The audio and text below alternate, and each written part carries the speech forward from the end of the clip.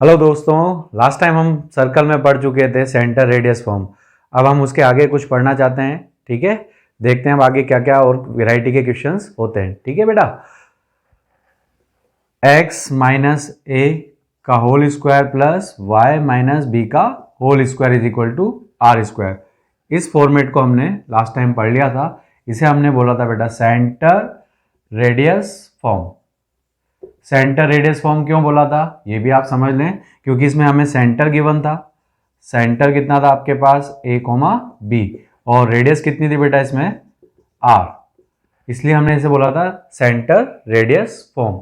अगर आप इसको सिंप्लीफाई करते हैं तो देखें क्या होगा, X square minus two A X plus A square plus Y square minus two B Y plus B square minus R square is equal to 0।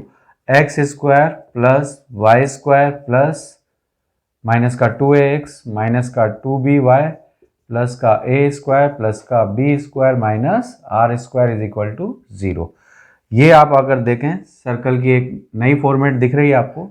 इसको थोड़ा सा सिंप्लीफाई करें तो हम इसको इस तरह से लिखते हैं, X square plus Y square plus 2gx plus 2fy plus c is equal to 0।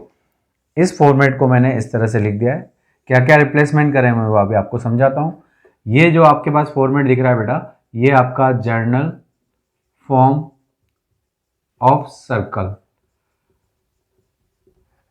ठीक है बच्चे, अच्छा फॉर्मेट पढ़ना शुरू कर देते हैं, लेकिन बहुत सी बार क्या होता है जर्नल फॉर्म्स को देखकर उसका सेंटर और रेडियस नहीं निकाल पाते हैं।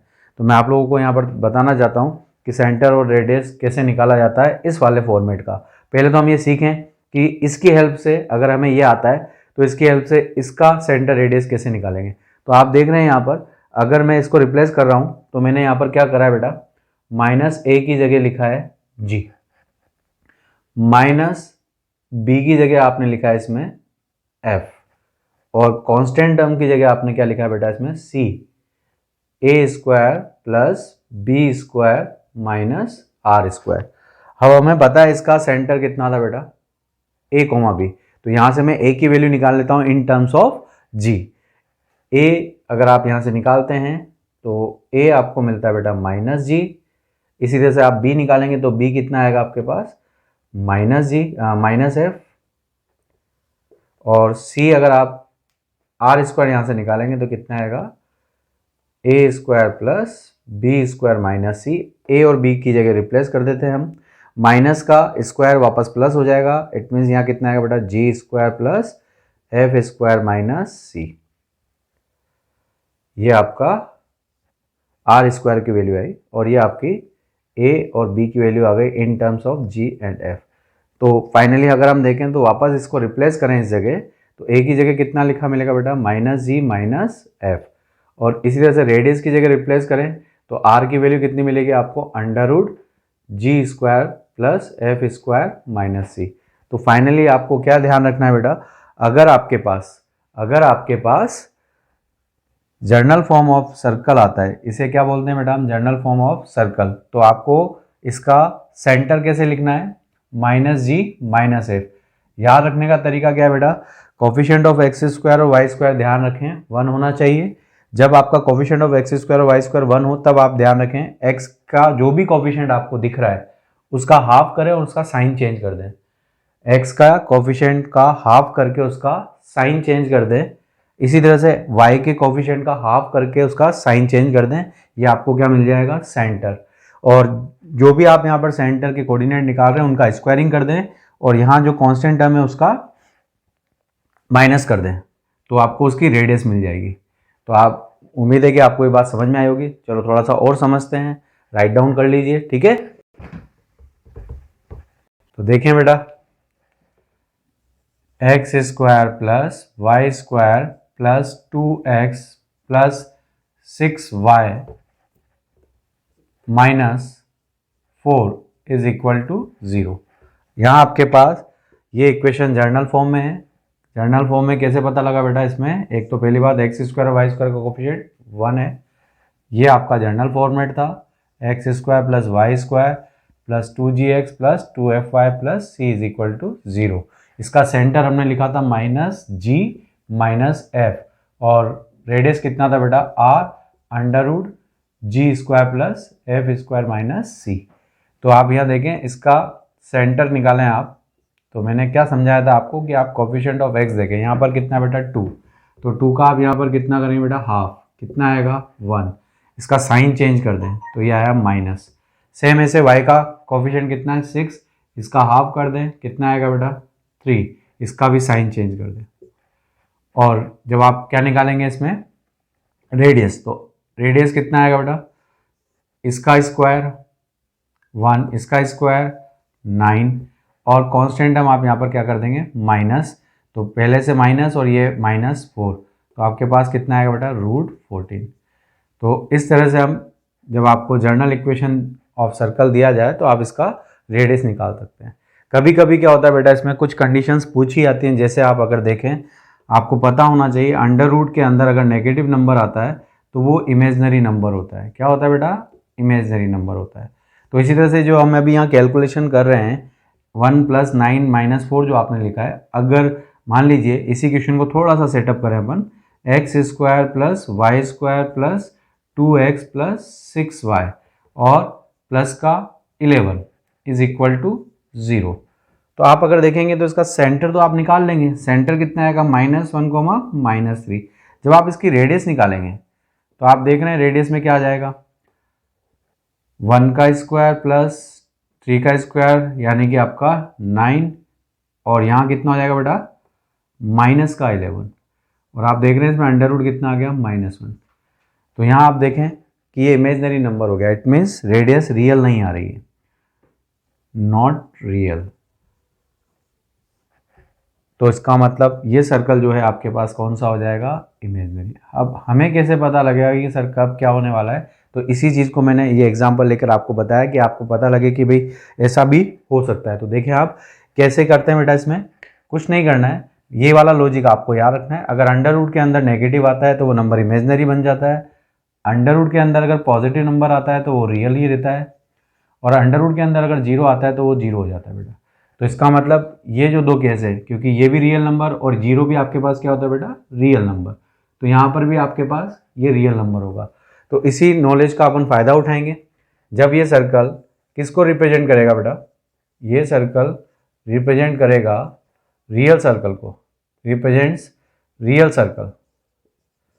तो इट मीन्स इसका जो रेडियस होगा जो आप निकाल रहे थे वो कितना अंडर रूट के अंदर g² + f² - c था। अगर वो अंडर रूट के अंदर वाली क्वांटिटी कितनी हो जाए बेटा आपकी पॉजिटिव हो जाए तो उस केस में सर्कल क्या होगा बेटा रियल। और यही सर्कल पॉइंट सर्कल को रिप्रेजेंट करेगा, किसको पॉइंट सर्कल को रिप्रेजेंट करेगा अगर रेडियस कितनी हो जाए बेटा 0।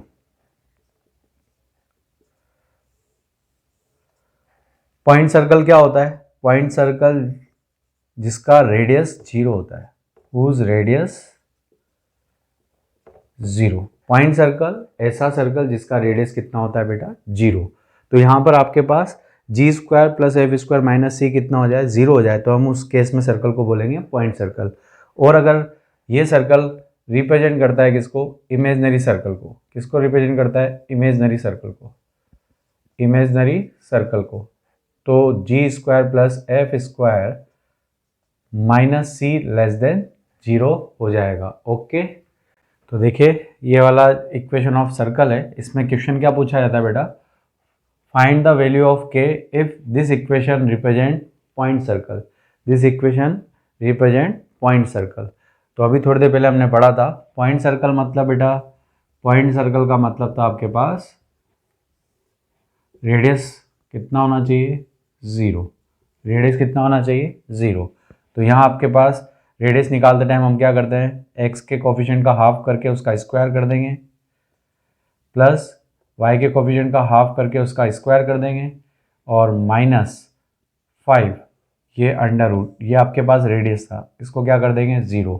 तो यहाँ से आपके पास k² - 1 = 0, तो k की वैल्यू आपको मिल जाएगी बेटा +-1। ये आपका आंसर। ओके, नेक्स्ट क्वेश्चन पर चलते हैं बेटा। अगला क्वेश्चन आपके पास क्या है, if this equation represent a real circle then find the value of K, या ये भी बोला जा सकता है फाइंड द रेंज ऑफ के। ठीक है बेटा, this circle represent real circle, this circle represent real circle then find the value of K या फाइंड द रेंज ऑफ के। देखें भाई, अभी थोड़ी देर पहले हमने समझा था अगर कोई भी सर्कल रियल सर्कल है तो उसके लिए क्या रिप्रेजेंट करेंगे बेटा, G square plus F square minus C is greater than और इक्वल टू 0। तो यहाँ अगर आप देखें जी आपके पास होता है एक्स के कोफिशिएंट का हाफ, तो यहाँ पर एक्स के कोफिशिएंट का हाफ हो जाएगा 2, ये आपको मिला जी।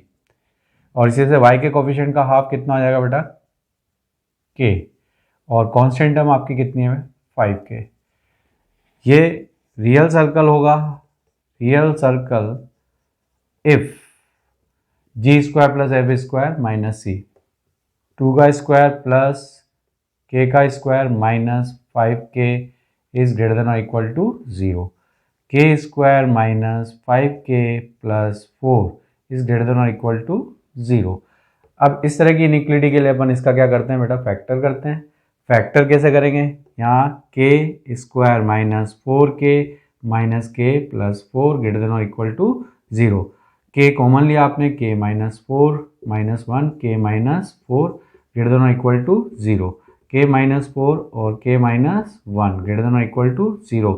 इसको नंबर लाइन पे रिप्रेजेंट करते हैं बेटा, यहाँ पर आपका 1 और ये आपका 4, पॉजिटिव नेगेटिव पॉजिटिव, यहाँ पर आप इसको लेते हैं 1 2 4, ये आपका डार्क, तो के बिलोंग्स टू कितना हो जाता है बेटा 1 2 4। तो आपका आंसर कितना आया, एक मिनट सॉरी, यहाँ पर आपके पास पॉजिटिव साइन लेना है, एक बार दोबारा देख लीजिए। यहाँ आप नंबर लाइन पर रिप्रेजेंट करते हैं बेटा, इसको हम इसको 0 करेंगे तो 1 आएगा और इसको 0 करेंगे तो 4 आएगा। तो ध्यान रखें नंबर लाइन पर रिप्रेजेंट करते टाइम छोटा नंबर पहले लिखा जाता है 1, फिर बाद में 4, सबसे राइट हैंड साइड पर पॉजिटिव, फिर नेगेटिव, फिर पॉजिटिव। यहाँ इस एक्सप्रेशन की वैल्यू हमें चाहिए पॉजिटिव, तो हम पॉजिटिव वाले साइन को शेड करते हैं, यहाँ पर भी पॉजिटिव वाले साइन को शेड करेंगे बेटा, यहाँ पर डार्क सर्कल लगाएंगे, यहाँ पर भी डार्क सर्कल लगाएंगे, ये आपका माइनस इनफाइनाइट और ये आपका इनफाइनाइट। तो x बिलोंग्स टू कितना आएगा, माइनस इनफाइनाइट से 1 यूनियन कितना आएगा 4 से इनफाइनाइट। ठीक है, फाइनल आंसर आपका माइनस इनफाइनाइट टू 1 और यूनियन 4 टू इनफाइनाइट। अब समझ में आया बेटा क्वेश्चन कैसा आ सकता है, इस तरह से कोई भी अननोन इक्वेशन में डाला जा सकता है और उससे रिलेटेड कुछ भी क्वेश्चन पूछा जा सकता है और आपको ये सब आना चाहिए। चलो दोस्तों अगला क्वेश्चन करते हैं हम अपन। अब इस क्वेश्चन में क्या है बेटा, find the equation of circle which passes through the points 4,1 and 6,5 and centres lie on the line 4x plus Y is equal to 16। ठीक है, दोबारा एक बार क्वेश्चन रिपीट कर देता हूँ। Find the equation of circle which passes through the point 4,1 and 6,5 and centre lies on the line 4x plus Y is equal to 16। तो देखिए बेटा अब अपने पास तीन चीज़ें अपन को निकालनी है। सेंटर मतलब आपका h, k अननोन मान लेते हैं, और आपको एक और चीज़ निकालना है रेडियस। ठीक है, या फिर आप इसको समझ सकते हैं, अगर हम क्या करें X square plus Y square plus 2gx plus 2fy plus C, अगर सर्कल की इक्वेशन को हम इस फॉर्मेट में एज्यूम करते हैं तो आपको क्या क्या निकालना है बेटा, g, f और c।